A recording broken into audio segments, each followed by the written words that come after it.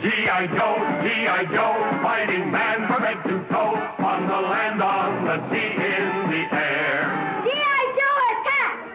Boom, boom! G.I. Joe takes the hill! Bam, bam! Horrific battle! Easy bake, fast as you can.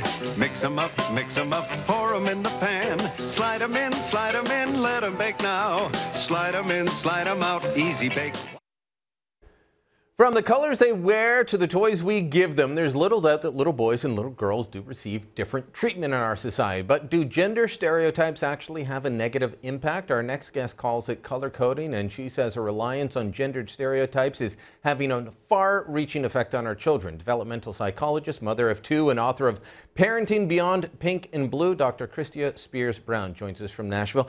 Dr. Brown, thanks for joining. As you say that you don't want genderless kids dressed in burlap and named Storm, but in your book you seem to want to say, let's do away with words like boys and girls. Why? Well, because those actually have really far-reaching implications. So it's not about making them genderless. It's just about making gender a little less relevant to the choices kids make in their day-to-day life. The problem with having things like boys and girls and the color coding that we have so much now is that it teaches kids that gender is the most important thing about them.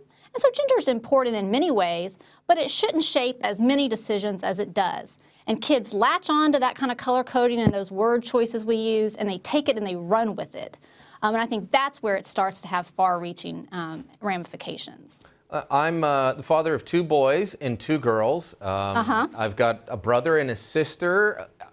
I think that there are innate differences between how men and women act, interact, react to situations, and I don't think, I don't think trying to minimize that is necessarily the way to go about making sure that our girls, which I think is the underlying theme of what you want, making our girls really know not. that they can do so much, can do as much as boys. Well, I'll say it's really not about this. I'm not really a girl focused. It's the gender stereotypes for both. In fact, I think oftentimes stereotypes hurt boys even worse than girls.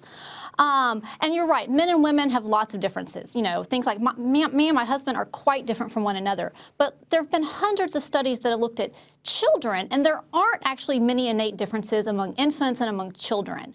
And so and what I talk about in terms of kind of reducing the stereotypes, it's things like helping boys know that feeling sad is an okay feeling. Right now we really teach boys to kind of man up and boys don't cry and to really kind of suppress those feelings. And then in the meantime we're giving them lots of guns to play with and saying, well, being aggressive is okay. Well, we look at what happens. Boys have a much harder time dealing with negative feelings. Things like we want boys to be able to feel nurturing and caretaking when they grow up to be parents. And so one way is to help them practice those nurturing, caretaking play styles when they're young, whether it be taking care of a doll or a pet or a stuffed animal, kind of fostering, just look at the traits we want kids to grow up with and how can we foster those regardless of what their gender is.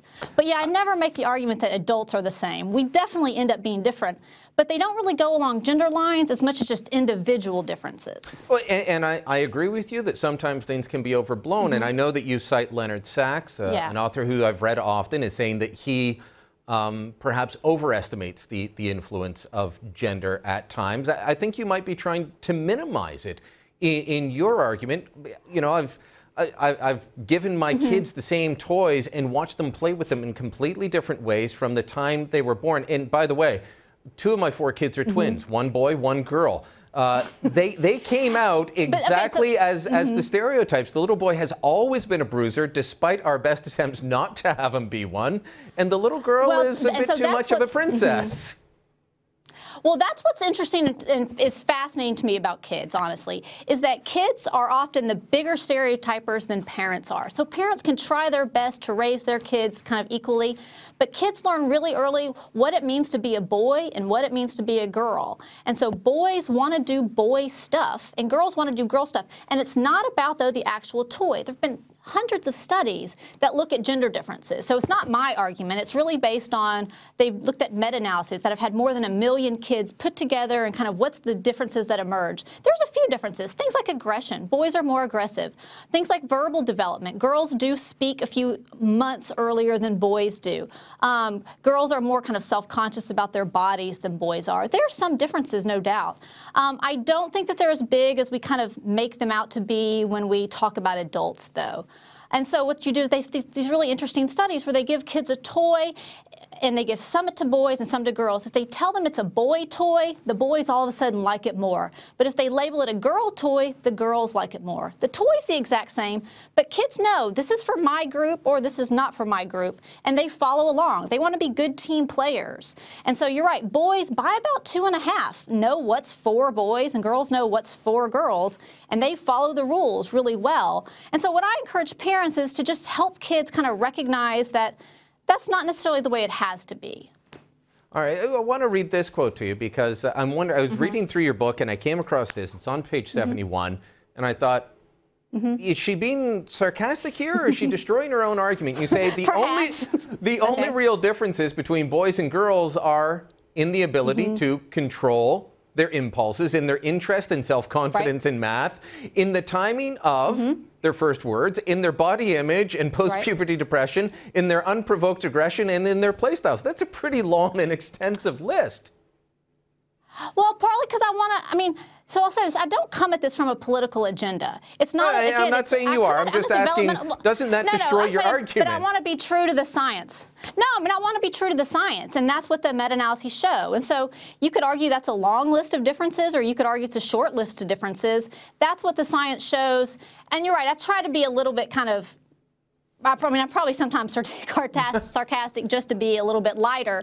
But I wanted to say this is really where the differences lie based on hundreds of other studies.